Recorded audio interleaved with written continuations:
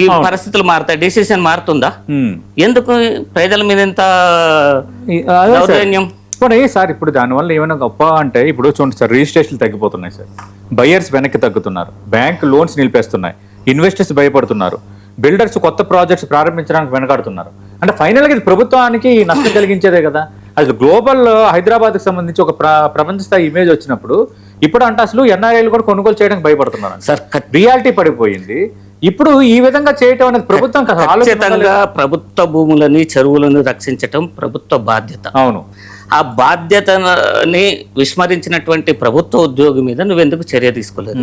ప్రభుత్వ భూమిలో ఒక అపార్ట్మెంట్ వచ్చింది లేదా ఒక కాలనీ వచ్చిందండి, అక్కడ రెవెన్యూ ఉద్యోగి ఉంటాడు కదా, ఆ రెవెన్యూ ఉద్యోగి కన్సల్టెన్సీ జరిగింది కదా, మరి ఆ ఉద్యోగి అంతో ఇంతో తీసుకొని అక్కడ అనుమతించింది కదా, లేకపోతే హెచ్ఎండి అనే పర్మిషన్ ఇచ్చింది కదా. ఆ పర్మిషన్స్ ఇచ్చినటువంటి ఉద్యోగుల పైన మీరు చర్య తీసుకోవాలి కదా. ఒక చట్టం తీసుకురండి, ఒక చట్టం రిలీజ్ చేయండి, 7 సంవత్సరాలు జైలు శిక్ష, ఉద్యోగం నుంచి డిస్మిస్ అని చెప్పి తీసుకురండి.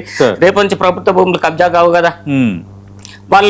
మీరు వాళ్ళ మీద చర్యలు తీసుకోరు. ఇప్పుడు ఒక జేబు దొంగ ఒక 3,000 రూపాయలు మన పాకెట్ల నుంచి కొడితే వానికి ఏం చేస్తారు పోలీసులు? కాళ్ళకు చేతులకు బేడీలేసి పోలీస్ స్టేషన్ లో ఒక వాయించిన తర్వాత జడ్జి ముందు తీసుకువెళ్తారు.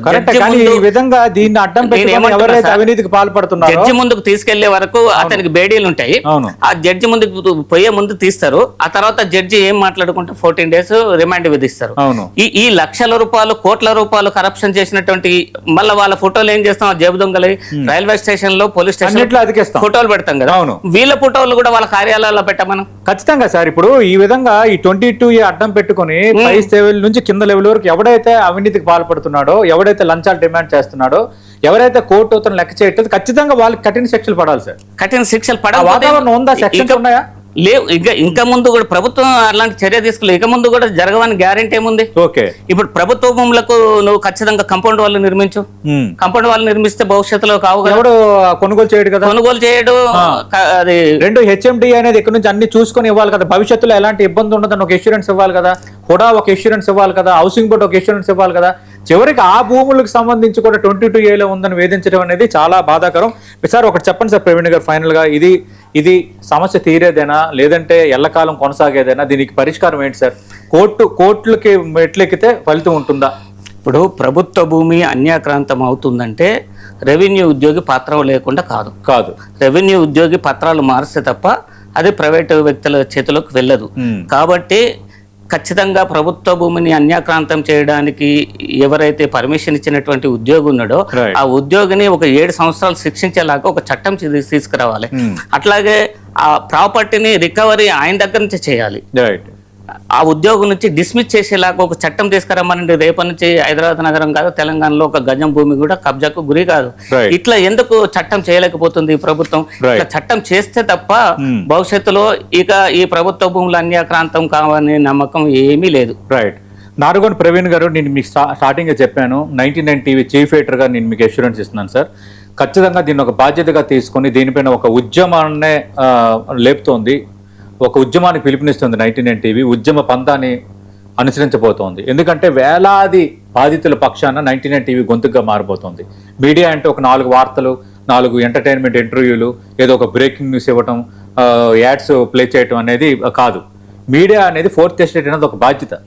ఆ బాధ్యతను అనుసరించే మేము 99 టీవీగా ఈ క్రతువుకి మేము సిద్ధమయ్యాం సార్. ఖచ్చితంగా మీ దృష్టికి వచ్చిన ఏ అంశమైనా మాతో పంచుకోండి. అలాగే బాధితులు కూడా మీరు ఇక్కడ 99 టీవీకి తీసుకురండి, లేదంటే బాధితులు ఏదైనా మాట్లాడుతున్నప్పుడు వాళ్ళని మా దగ్గర పంపించండి, వాళ్ళ వాయిస్ని పంపించండి. ఖచ్చితంగా ఈ ఇష్యూని అడ్రస్ చేద్దాం సార్. ఈ క్రతువులో ఈ లక్ష్యంలో ఖచ్చితంగా మీరు మాతో చేతులు కలపాలి.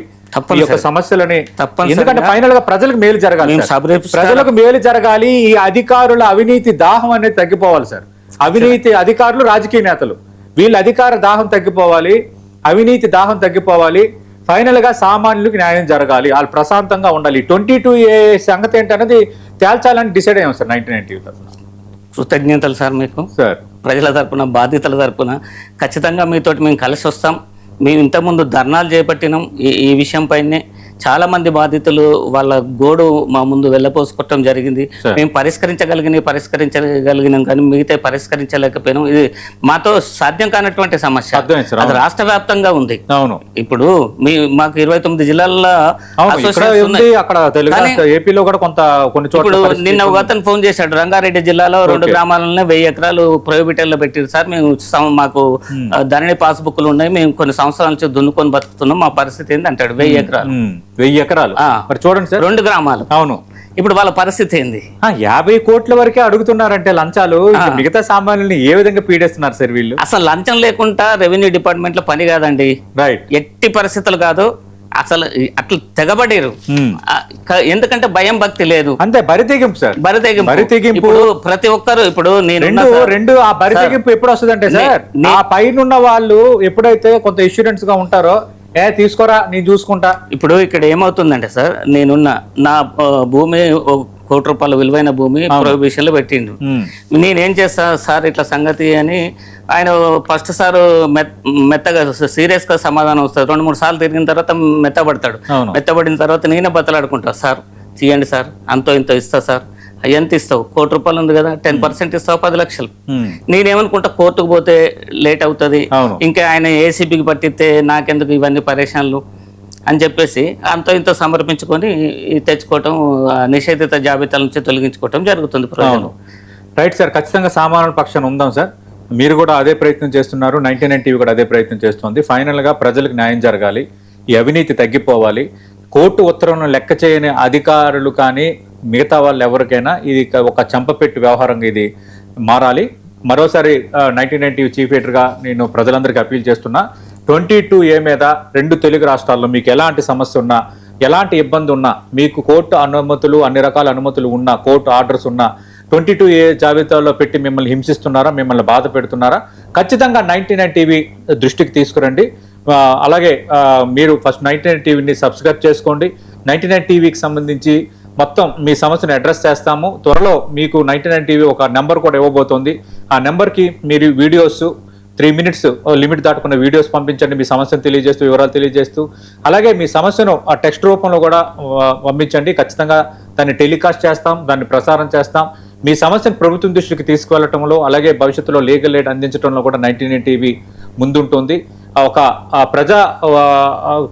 ప్రజల కోసం కాబట్టి మీరు తీసుకుంటున్న ఈ సహేతుకమైన అంశం, వీటిని అన్నిటి నేపథ్యంలో మీరు ఖచ్చితంగా సహకరించండి. ఒక మంచి ప్రజాస్వామ్యయుత వాతావరణాన్ని కల్పించే ప్రయత్నంలో మనం అందరం భాగం అవుదాం. థ్యాంక్ యూ ప్రవీణ్ గారు. ఇది నారుగొని ప్రవీణ్ గారితో